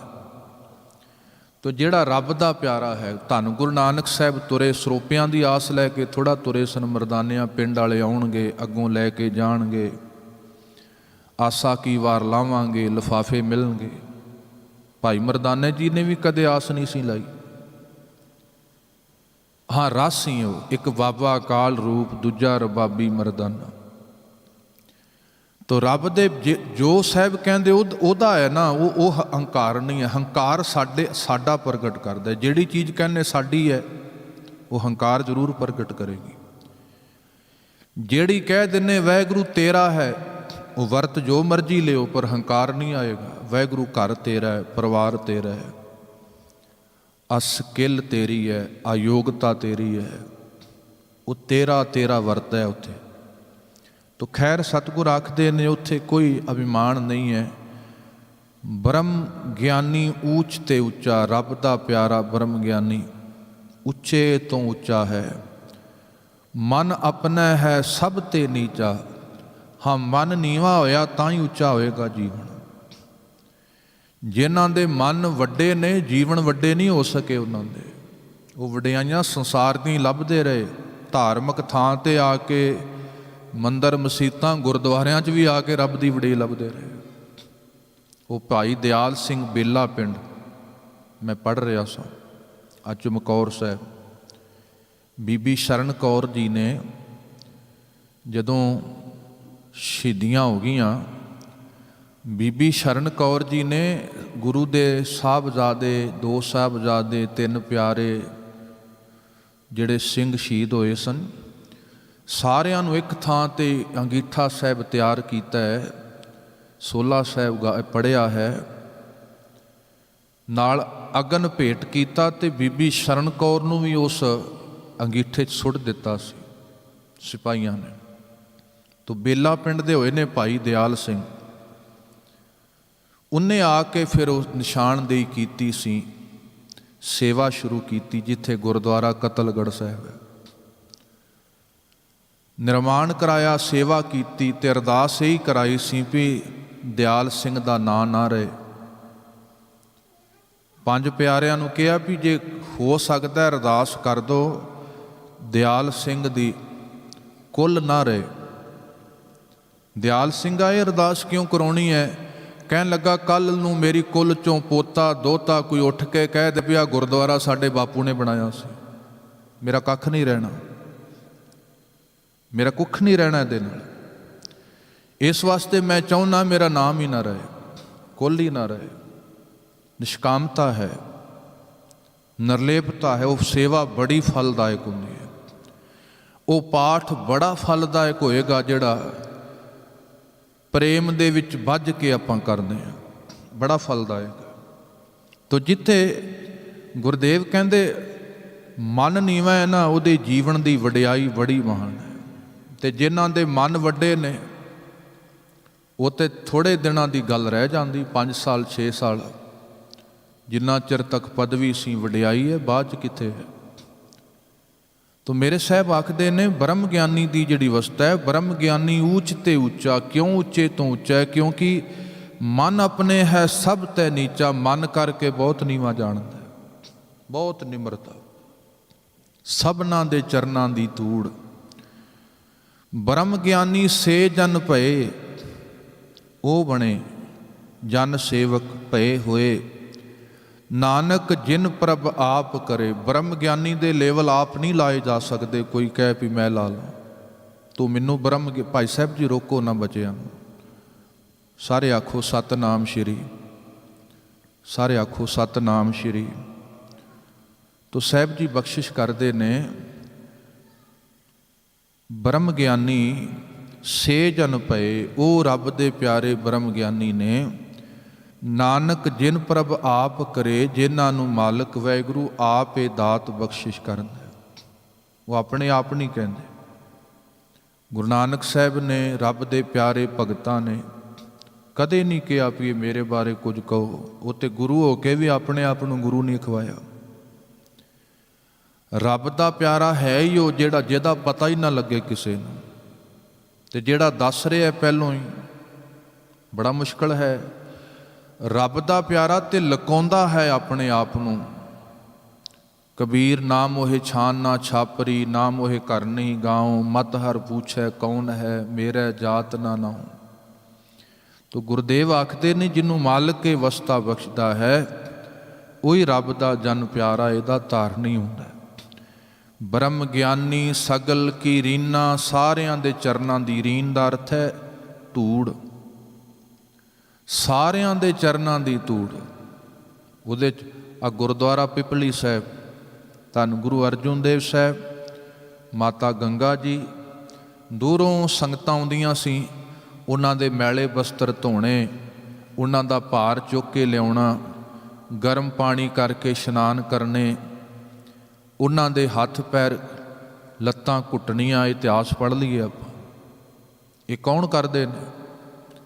ਇਹ ਗੁਰੂ ਅਰਜੁਨ ਦੇਵ ਜੀ ਕਰਦੇ ਨੇ। ਅੱਜ ਤੇ ਬੰਦਾ ਕਹਿੰਦਾ ਪਦਵੀ ਮਿਲ ਜੇ ਮੈਂ ਸਿਰ ਤੇ ਚੜ੍ਹ ਜਾ, ਬਸ ਫਿਰ ਮੈਂ ਓਏ ਓਏ ਕਰਕੇ ਬੁਲਾਵਾਂ। ਅੱਜ ਤਾਂ ਬੰਦਾ ਇਹੀ ਚਾਹੁੰਦਾ, ਪਰ ਐਵੇਂ ਨਹੀਂ ਉਹ ਅਵਸਥਾ ਬਣਦੀ। ਅੱਜ ਸੰਗਤਾਂ ਬੜੀਆਂ ਹੈਰਾਨ ਹੋਈਆਂ ਸੀ। ਬਾਬਾ ਬੁੱਢਾ ਜੀ ਨੂੰ ਪੁੱਛਿਆ, ਭਾਈ ਗੁਰਦਾਸ ਜੀ ਨੂੰ ਪੁੱਛਿਆ, ਗੁਰੂ ਜੀ ਦੇ ਦਰਸ਼ਨ ਨਹੀਂ ਹੋ ਰਹੇ, ਇੱਡੀ ਦੂਰੋਂ ਆਏ ਆ, ਰਬਾਬੀ ਕੀਰਤਨ ਕਰ ਰਹੇ ਨੇ। ਤੋ ਭਾਈ ਗੁਰਦਾਸ ਜੀ ਕਹਿੰਦੇ ਗੁਰੂ ਦੇ ਦਰਸ਼ਨ ਤੁਸੀਂ ਕੀਤੇ ਨਹੀਂ? ਨਹੀਂ, ਅਸੀਂ ਨਹੀਂ ਕੀਤੇ। ਤੇ ਉਹ ਜੋੜਾ ਘਰ ਜਿਹੜਾ ਤੁਹਾਡੇ ਜੋੜੇ ਪਕੜ ਰਿਹਾ ਉਹ ਗੁਰੂ ਅਰਜੁਨ ਦੇਵ ਜੀ ਹੈ। ਉਹ ਕੌਣ ਹੈ? ਉਹ ਗੁਰੂ ਅਰਜੁਨ ਦੇਵ ਜੀ ਨੇ, ਜਿਹੜੇ ਜੋੜਾ ਘਰ 'ਚ ਬੈਠੇ ਨੇ ਸੰਗਤਾਂ ਦੇ ਜੋੜਿਆਂ ਦੇ ਅੰਦਰ। ਤੇ ਕੋਈ ਹੋਏਗੀ ਐਸੀ ਅਵਸਥਾ ਕਿਸੇ ਦੀ? ਤੋ ਜਿੱਥੇ ਉਹ ਅਵਸਥਾ ਵਰਦੀ ਹੈ, ਗੁਰਦੇਵ ਕਹਿੰਦੇ ਉੱਥੇ ਗਹਿਰਾਈ ਗੰਭੀਰਤਾ ਬਹੁਤ ਵੱਡੀ ਹੈ, ਨਿਮਰਤਾ ਬਹੁਤ ਵੱਡੀ ਹੈ। ਬ੍ਰਹਮ ਗਿਆਨੀ ਸਗਲ ਕੀ ਰੀਨਾ, ਆਤਮ ਰਸ ਬ੍ਰਹਮ ਗਿਆਨੀ ਚੀਨਾ। ਚੀਨਾ ਦਾ ਪਛਾਣ ਲੈਣਾ। ਬ੍ਰਹਮ ਗਿਆਨੀ ਹੈ ਜਿਹਨੇ ਆਤਮ ਦੇ ਰਸ ਨੂੰ ਮਾਣਿਆ। ਮਨ ਦਾ ਰਸ ਤੇ ਤਨ ਦਾ ਰਸ, ਆ ਇੰਦਰੀਆਂ ਦਾ। ਸਾਡੇ ਕੋਲ ਮਨ ਦਾ ਰਸ ਹੁੰਦਾ, ਆ ਮਨ ਹੀ ਭੋਗਦਾ ਅੱਖਾਂ ਰਾਹੀਂ ਰੂਪ ਨੂੰ, ਕੰਨਾਂ ਰਾਹੀਂ ਸ਼ਬਦਾਂ ਨੂੰ, ਜ਼ੁਬਾਨ ਰਾਹੀਂ ਰਸ ਨੂੰ, ਨਾਸਕਾ ਰਾਹੀਂ ਸਮੈਲ ਨੂੰ, ਤਵਚਾ ਰਾਹੀਂ ਸਪਰਸ਼ ਨੂੰ, ਮਨ ਹੀ ਭੋਗ। ਇੰਦਰੀਆਂ ਦਾ ਰਸ ਹੈ ਉਹ ਸੰਸਾਰੀ ਹੈ। ਗੁਰਦੇਵ ਕਹਿੰਦੇ ਬ੍ਰਹਮ ਗਿਆਨੀ ਕੋਲ ਆਤਮ ਦਾ ਰਸ ਇੱਕੋ ਜਿਹਾ, ਨਿਰੰਤਰਤਾ ਹੈ। ਸਰੀਰ ਦੇ ਇੰਦਰੀਆਂ ਦੇ ਰਸ ਵਿੱਚ ਨਿਰੰਤਰਤਾ ਨਹੀਂ ਤੁਹਾਨੂੰ ਕਦੇ ਵੀ ਮਿਲੇਗੀ। ਰੂਪ ਇੱਕ ਵੇਖੋ, ਫਿਰ ਬੰਦਾ ਕਹਿੰਦਾ ਹੋਰ ਵੇਖੀਏ। ਕੱਲ੍ਹ ਵਾਲੀ ਅਖਬਾਰ ਤੁਸੀਂ ਅੱਜ ਨਹੀਂ ਪੜ੍ਹਨੀ, ਕੱਲ੍ਹ ਵਾਲੇ ਸ਼ਬਦ ਪੁਰਾਣੇ ਹੋ ਗਏ, ਅੱਜ ਨਵੇਂ ਚਾਹੀਦੇ ਨੇ। ਜਿਹੜੀ ਮੂਵੀ ਇੱਕ ਵਾਰ ਵੇਖ ਲਈ ਬੰਦਾ ਕਹਿੰਦਾ ਹੁਣ ਪੁਰਾਣੀ ਹੋ ਗਈ। ਇੱਕ ਪਾਸੇ ਘੁੰਮ ਆਏ ਬੰਦਾ ਕਹਿੰਦਾ ਅਰ ਤੋਂ ਦੂਸਰੇ ਪਾਸੇ ਜਾਣਾ। ਕੋਈ ਐਸੀ ਇੰਦਰੀਆਂ ਦਾ ਰਸ ਨਹੀਂ ਹੈ ਜਿਹੜਾ ਪੁਰਾਣਾ ਨਾ ਪੈਂਦਾ ਹੋਵੇ, ਉਹ ਬਦਲਣਾ ਪੈਂਦਾ। ਤਾਂ ਹੀ ਮਨ 'ਚ ਭਟਕਣਾ ਹੈ ਫਿਰ, ਕਿਉਂਕਿ ਉੱਥੇ ਇੱਕੋ ਇਕਸਾਰਤਾ ਨਹੀਂ ਹੁੰਦੀ। ਆਤਮ ਦੇ ਰਸ ਵਿੱਚ ਬੜੀ ਇਕਸਾਰਤਾ ਹੈ। ਉੱਥੇ ਅਕੇਵਾਂ ਨਹੀਂ ਹੈ, ਉੱਥੇ ਅੱਕਦਾ ਨਹੀਂ ਰੱਬ ਦਾ ਪਿਆਰਾ ਕਦੇ ਵੀ। ਤੋ ਜਿੱਥੇ ਗੁਰਦੇਵ ਕਹਿਣ ਲੱਗੇ ਬੜੀ ਇਕਸਾਰਤਾ ਹੈ, ਰੱਬ ਦਾ ਪਿਆਰਾ ਬ੍ਰਹਮ ਗਿਆਨੀ ਉਸ ਅਵਸਥਾ ਨੂੰ ਮਾਣਦਾ ਹੈ। ਆਤਮ ਰਸ ਬ੍ਰਹਮ ਗਿਆਨੀ ਚੀਨਾ, ਬ੍ਰਹਮ ਗਿਆਨੀ ਕੀ ਸਭ ਉੱਪਰ ਮਾਇਆ। ਮਾਇਆ ਬਖਸ਼ਿਸ਼, ਮਾਇਆ ਕਿਰਪਾ। ਉਹ ਸਭਨਾਂ 'ਤੇ ਇੱਕੋ ਜਿਹੀ ਕਿਰਪਾ ਕਰਦਾ। ਉਹ ਇਹ ਨਹੀਂ ਕਹਿੰਦਾ ਵੀ ਆ ਮੇਰਾ ਹੈ ਬੇਗਾਨਾ ਹੈ। ਬ੍ਰਹਮ ਗਿਆਨੀ ਸਭਨਾਂ ਨੂੰ ਇੱਕੋ ਜਿਹੀ ਅਸੀਸ ਦਿੰਦਾ, ਭਾਈ ਤੇਰਾ ਭਲਾ ਹੀ ਹੋਵੇ। ਭਾਈ ਮਰਦਾਨਾ ਜੀ ਨੇ ਕਿਹਾ ਸੀ, ਸਤਿਗੁਰੂ ਤੁਹਾਨੂੰ ਵੱਟੇ ਮਾਰਦੇ ਨੇ ਆਪਾਂ ਨੂੰ, ਆਪਾਂ ਇਹਨਾਂ ਨੂੰ ਕੀਰਤਨ ਕਿਉਂ ਸੁਣਾਈਏ? ਧੰਨ ਗੁਰੂ ਨਾਨਕ ਸਾਹਿਬ ਕਹਿੰਦੇ, ਭਾਈ ਮਰਦਾਨਾ ਜੀ ਕੋਈ ਪਾਗਲ ਦਾ ਇਲਾਜ ਡਾਕਟਰ ਕਰੇ, ਵੈਦ ਕਰੇ, ਪਾਗਲ ਮੂੰਹ ਤੋਂ ਬਹੁਤ ਕੁਝ ਬੋਲੇਗਾ ਉਸ ਵੈਦ ਵਾਸਤੇ, ਪਰ ਵੈਦ ਉਹਨੂੰ ਨਜ਼ਰ ਅੰਦਾਜ਼ ਕਰਦਾ। ਉਹ ਨਹੀਂ ਸੋਚਦਾ ਕੀ ਕਹਿ ਰਿਹਾ, ਉਹਨੂੰ ਪਤਾ ਹੁੰਦਾ ਹੈ ਵੀ ਇਹਨੂੰ ਵਿਚਾਰੇ ਨੂੰ ਕੀ ਪਤਾ ਹੈ, ਆਪਾਂ ਇਹਦਾ ਭਲਾ ਕਰਨਾ ਹੈ।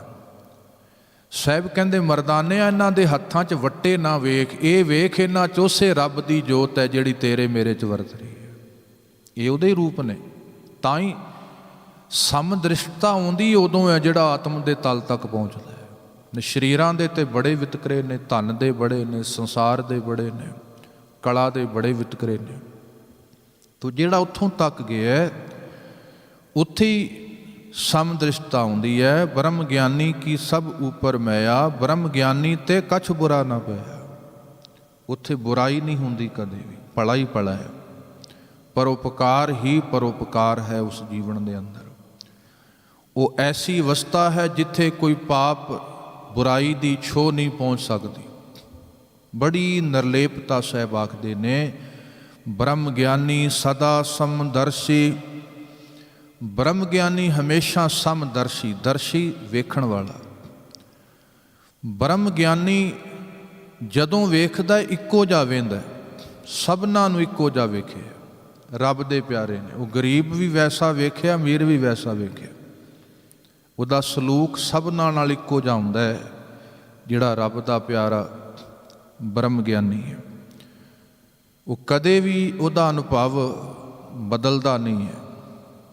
ਉਹਦੀ ਦ੍ਰਿਸ਼ਟ ਇੱਕੋ ਜਿਹੀ ਹੈ। ਕੰਡੇ ਨੂੰ ਵੀ ਉੱਦਾਂ ਵੇਖਿਆ, ਫੁੱਲ ਨੂੰ ਵੀ ਉੱਦਾਂ ਵੇਖਿਆ, ਸੁੱਖ ਨੂੰ ਵੀ ਉੱਦਾਂ ਜਾਣਿਆ, ਦੁੱਖ ਨੂੰ ਵੀ ਉੱਦਾਂ ਜਾਣਿਆ। ਸੁੱਖ ਆਇਆ ਇਹ ਪਤਾ ਰਿਹਾ ਵੀ ਇਹਨੇ ਸਦਾ ਨਹੀਂ ਰਹਿਣਾ, ਹੰਕਾਰ ਨਹੀਂ ਆਇਆ। ਦੁੱਖ ਆਇਆ ਇਹ ਜਾਣਿਆ ਵੀ ਸਦਾ ਨਹੀਂ ਰਹਿਣਾ, ਤੇ ਅੰਦਰ ਆਤਮਹੀਣਤਾ ਨਹੀਂ ਆਈ। ਉਹ ਦੁੱਖ ਆਇਆ ਤਾਂ ਵੀ ਜਾਣਿਆ, ਘਬਰਾਇਆ ਨਹੀਂ ਵੀ ਸਦਾ ਨਹੀਂ ਰਹਿਣਾ ਇਹਨੇ। ਸੁੱਖ ਆ ਗਿਆ, ਪਦਾਰਥ ਆ ਗਏ, ਹੰਕਾਰ ਨਹੀਂ ਆਇਆ ਵੀ ਇਹਨੇ ਕਿਹੜਾ ਸਦਾ ਰਹਿਣਾ। ਤੋ ਸਦਾ ਸਮਦਰਸ਼ੀ ਹੈ ਰੱਬ ਦਾ ਪਿਆਰਾ। ਬ੍ਰਹਮ ਗਿਆਨੀ ਕੀ ਦ੍ਰਿਸ਼ਟ ਅੰਮ੍ਰਿਤ ਬਰਸੀ। ਰੱਬ ਦੇ ਪਿਆਰੀ ਦੀ ਦ੍ਰਿਸ਼ਟ ਵਿੱਚ ਵੀ ਬੜਾ ਅੰਮ੍ਰਿਤ ਵਰਸਦਾ ਹੈ। ਹਕੀਕਤ ਹੈ। ਕਿਰਪਾ ਕਟਾਖ ਅਵਲੋਕਨ ਕੀਨੋ ਦਾਸ ਕਾ ਦੁਖ ਵਿਦਾਰਿਓ। ਗੁਰੂ ਦੀ ਦ੍ਰਿਸ਼ਟੀ ਵੀ ਇਸੇ ਤਰ੍ਹਾਂ ਦੀ ਸੀ। ਰੱਬ ਦੇ ਪਿਆਰਿਆਂ ਨੇ ਕਿਰਪਾ ਦੀ ਰਹਿਮਤ ਵਿੱਚ ਨਜ਼ਰ ਭਰ ਕੇ ਵੇਖਿਆ, ਕਈਆਂ ਦੇ ਪਾਪ ਦਗਦ ਹੋ ਜਾਂਦੇ। ਅੰਮ੍ਰਿਤ ਵਰਸਦਾ ਹੈ ਉਹਦੇ ਦ੍ਰਿਸ਼ਟੀ ਚੋਂ। ਬ੍ਰਹਮ ਗਿਆਨੀ ਬੰਧਨ ਤੇ ਮੁਕਤਾ। ਬ੍ਰਹਮ ਗਿਆਨੀ ਬੰਧਨ ਤੋਂ ਮੁਕਤ ਹੈ। ਧੀਆਂ ਪਰਿਵਾਰਾਂ 'ਚ ਆ ਬ੍ਰਹਮ ਗਿਆਨੀ ਨੇ 35 ਬ੍ਰਹਮ ਗਿਆਨੀ ਗੁਰੂ ਗ੍ਰੰਥ ਸਾਹਿਬ 'ਚ।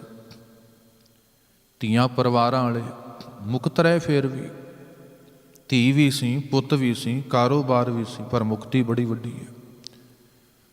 ਬਹੁਤ ਵੱਡੀ ਨਿਰਲੇਪਤਾ ਹੈ। ਬ੍ਰਹਮ ਗਿਆਨੀ ਕੀ ਨਿਰਮਲ ਜੁਗਤਾ। ਉਹਦੇ ਕੋਲ ਜ਼ਿੰਦਗੀ ਦੀ ਜੁਗਤ ਬੜੀ ਨਿਰਮਲ ਹੁੰਦੀ ਹੈ। ਜੁਗਤ ਜੀਣ ਦਾ ਤਰੀਕਾ, ਜੁਗਤ ਜੀਣ ਦਾ ਢੰਗ ਹੈ, ਤੇ ਉਹਦੇ ਕਰਕੇ ਨਿਰਲੇਪਤਾ ਹੈ। ਜੁਗਤੀ ਕਰਕੇ ਹੀ ਫਰਕ ਆਉਣਾ ਹੈ। ਪਦਾਰਥ ਤੇ ਉਹੋ ਜਿਹੇ ਰਹਿਣਗੇ ਹਮੇਸ਼ਾ ਹੀ। ਗੱਲ ਹੈ ਆਪਾਂ ਉਹਨਾਂ ਨੂੰ ਵਰਤ ਕਿੱਦਾਂ ਰਹੇ ਹਾਂ। ਗੱਲ ਜੁਗਤੀ ਦੀ ਹੈ। ਗੁੜ ਤੇ ਕੋਈ ਜੁਗਤੀ ਵਰਤੇ ਮਠਿਆਈ ਬਣ ਜਾਂਦੀ ਹੈ, ਗੁੜ ਤੇ ਕੋਈ ਜੁਗਤੀ ਵਰਤੀ ਉਹ ਸ਼ਰਾਬ ਬਣ ਜਾਂਦੀ ਹੈ। ਜ਼ਹਿਰ ਤੇ ਕੋਈ ਜੁਗਤੀ ਵਰਤੇ ਉਹ ਦਵਾ ਬਣ, ਸਾਡੀਆਂ ਦਵਾਈਆਂ ਬਣੀਆਂ ਨੇ ਜ਼ਹਿਰ ਤੋਂ ਹੀ। ਤੋ ਕਿਸੇ ਦੀ ਜੁਗਤੀ ਵਰਤੀ ਉਹ ਮੌਤ ਬਣ ਗਈ। ਚੀਜ਼ ਤੇ ਉਹੀ ਹੈ, ਸੰਸਾਰ ਉਹੀ ਹੈ, ਬਸ ਜੁਗਤ ਬੜੀ ਨਿਰਲੇਪਤਾ ਵਾਲੀ ਹੈ। ਤੋ ਜਿਸ ਜੁਗਤੀ ਚੋਂ ਬੜੀ ਨਿਰਲੇਪਤਾ ਹੈ, ਬ੍ਰਹਮ ਗਿਆਨੀ ਕਾ ਭੋਜਨ ਗਿਆਨ। ਬ੍ਰਹਮ ਗਿਆਨੀ ਦਾ ਭੋਜਨ ਗਿਆਨ ਹੈ। ਸਰੀਰ ਦਾ ਭੋਜਨ ਹੋਏਗਾ। ਗੁਰੂ ਸਾਹਿਬ ਵੀ ਛਕਦੇ ਸਨ, ਸਿੱਖ ਪਦਾਰਥ ਲੈ ਕੇ ਆਉਂਦੇ ਸਨ, ਲੰਗਰ ਤਿਆਰ ਹੁੰਦੇ ਸਨ। ਬਲਵੰਡ ਖੀਵੀ ਨੇਕ ਜਨ, ਜਿਸ ਬਹੁਤੀ ਛਾਉ ਪਤਰਾਲੀ। ਲੰਗਰ ਦੌਲਤ ਵੰਡੀ ਹੈ, ਰਸ ਅੰਮ੍ਰਿਤ ਖੀਰ ਕਿਆਲੀ। ਉਹ ਵੀ ਲੋੜ ਹੈ। ਸਰੀਰ ਭੋਜਨ ਨਾਲ ਰੱਜਦਾ ਹੈ, ਤੇ ਇੱਕ ਹੁੰਦਾ ਹੈ ਰੱਬ ਦੇ ਮਨ ਦਾ ਭੋਜਨ ਗਿਆਨ ਹੈ, ਆਤਮ ਦਾ ਭੋਜਨ ਅਨੁਭਵ ਹੁੰਦਾ ਹੈ। ਸਰੀਰ ਦਾ ਭੋਜਨ ਪ੍ਰਸ਼ਾਦਾ ਹੈ, ਉਹ ਮੈਨੂੰ ਵੀ ਚਾਹੀਦਾ ਹੈ, ਉਹ ਤੁਹਾਨੂੰ ਵੀ ਚਾਹੀਦਾ ਹੈ। ਕਥਾ ਸੁਣ ਕੇ ਤੁਹਾਡਾ ਵੀ ਪੇਟ ਨਹੀਂ ਭਰ ਜਾਣਾ, ਕਥਾ ਕਰਕੇ ਮੇਰਾ ਵੀ ਢਿੱਡ ਨਹੀਂ ਭਰ ਜਾਣਾ, ਉਹ ਵੱਖਰਾ ਚੀਜ਼ ਹੈ। ਪਰ ਇੱਥੇ ਕਥਾ ਕਰਕੇ ਮੇਰਾ ਵੀ ਮਨ ਤ੍ਰਿਪਤ ਹੋ ਜਾਂਦਾ ਹੈ, ਸੁਣ ਕੇ ਤੁਹਾਡਾ ਵੀ ਹੋ ਜਾਂਦਾ ਹੋਵੇਗਾ। ਹਾਂ, ਜਿਹੜਾ ਇਸ ਤੋਂ ਅੱਗੇ ਅਨੁਭਵ ਦੇ ਤਲ ਤੇ ਪਹੁੰਚ ਗਿਆ, ਉਹ ਸੁਣਨ ਵਾਲਾ ਵੀ ਅਨੁਭਵੀ ਹੋ ਸਕਦਾ ਹੈ, ਤੇ ਕਰਨ ਵਾਲਾ ਵੀ ਅਨੁਭਵੀ ਹੋ ਸਕਦਾ ਹੈ। ਸਰੀਰ ਆਹਾਰ ਨਾਲ ਰੱਜਦਾ ਹੈ, ਮਨ ਵਿਚਾਰ ਨਾਲ ਰੱਜਦਾ ਹੈ, ਆਤਮਾ ਨਿਰੰਕਾਰ ਨਾਲ ਤ੍ਰਿਪਤ ਹੁੰਦੀ ਹੈ। ਤੇ ਕਈ ਵਾਰ ਸਰੀਰ ਦਾ ਭੋਜਨ ਹੈ ਸਾਡੇ ਕੋਲ ਬਹੁਤ, ਅੰਦਰ ਦਾ ਨਹੀਂ ਹੁੰਦਾ। ਮਨ ਤਾਂ ਹੀ ਬੇਚੈਨ ਹੈ। ਸਰੀਰ ਦੀ ਰੋਟੀ ਨਾਲ ਮਨ ਨੂੰ ਕਿੱਦਾਂ ਰਜਾਵਾਂਗੇ? ਸਰੀਰ ਦੀ ਗੱਡੀ 'ਚ ਮਨ ਨੂੰ ਕਿਵੇਂ ਚੜਾਵਾਂਗੇ? ਸਰੀਰ ਦੇ ਘਰ 'ਚ ਮਨ ਕਿੱਦਾਂ ਰਹਿ ਜਾ? ਆਪਾਂ ਕਹਿੰਦੇ ਜੀ ਘਰ 'ਚ ਮਨ ਟਿਕਦਾ ਨਹੀਂ, ਕਿਉਂਕਿ ਮਨ ਦਾ ਟਿਕਾਣਾ ਹੀ ਉਹ ਨਹੀਂ ਹੈ। ਉਹ ਤੇ ਸਰੀਰ ਦਾ ਟਿਕਾਣਾ, ਉੱਥੇ ਸਰੀਰ ਟਿਕੇਗਾ ਸਾਡਾ। ਮਨ ਦਾ ਟਿਕਾਣਾ ਹੈ ਗਿਆਨ, ਆਤਮ ਦਾ ਟਿਕਾਣਾ ਹੈ ਅਨੁਭਵ। ਤੇ ਜਿਹੜਾ ਉੱਥੋਂ ਤੱਕ ਪਹੁੰਚਿਆ ਉਹ ਅਨੁਭਵੀ ਹੈ, ਉਹ ਸਾਹਿਬ ਕਹਿੰਦੇ ਬ੍ਰਹਮ ਗਿਆਨੀ ਹੈ। ਬ੍ਰਹਮ ਗਿਆਨੀ ਕਾ ਭੋਜਨ ਗਿਆਨ, ਨਾਨਕ ਬ੍ਰਹਮ ਗਿਆਨੀ ਕਾ ਬ੍ਰਹਮ ਧਿਆਨ। ਬ੍ਰਹਮ ਗਿਆਨੀ ਦਾ ਧਿਆਨ ਬ੍ਰਹਮ 'ਚ ਰਹਿੰਦਾ। ਬ੍ਰਹਮ ਇੱਕੋ ਹੀ ਹੈ। ਬ੍ਰਹਮ ਹੈ ਇੱਕ ਘੁਮਿਆਰ ਦਾ ਧਿਆਨ ਮਿੱਟੀ 'ਚ ਹੈ, ਪਤਾ ਹੈ ਇਸ ਮਿੱਟੀ ਤੋਂ ਕਿੰਨੇ ਘੜੇ ਬਣ ਗਏ। ਸੋਨਾ ਇੱਕ ਰੂਪ ਨਹੀਂ ਰੱਖਦਾ। ਜੇ ਸੋਨੇ ਦਾ ਇੱਕੋ ਹੀ ਰੂਪ ਹੁੰਦਾ ਉਹਦਾ ਗਹਿਣਾ ਨਹੀਂ ਸੀ ਬਣ ਸਕਣਾ। ਮਿੱਟੀ ਦਾ ਇੱਕੋ ਹੀ ਰੂਪ ਹੁੰਦਾ ਘੜਾ ਨਹੀਂ ਸੀ ਬਣ ਸਕਣਾ। ਸੂਤ ਦਾ ਇੱਕੋ ਹੀ ਰੂਪ ਹੁੰਦਾ ਕਮੀਜ਼ ਝੱਗਾ ਚਾਦਰ ਨਹੀਂ ਸੀ ਬਣ ਜਾਣੀ। ਜਦੋਂ ਉਹਨਾਂ ਨੇ ਆਪਣਾ ਇੱਕ ਰੂਪ ਛੱਡਿਆ ਤਾਂ ਹੀ ਉਹ ਕਿੰਨੇ ਰੂਪਾਂ ਦੇ ਅੰਦਰ ਆਪਣਾ ਇੱਕ ਵਜੂਦ ਟਿਕਾ ਲੈਂਦੇ ਨੇ।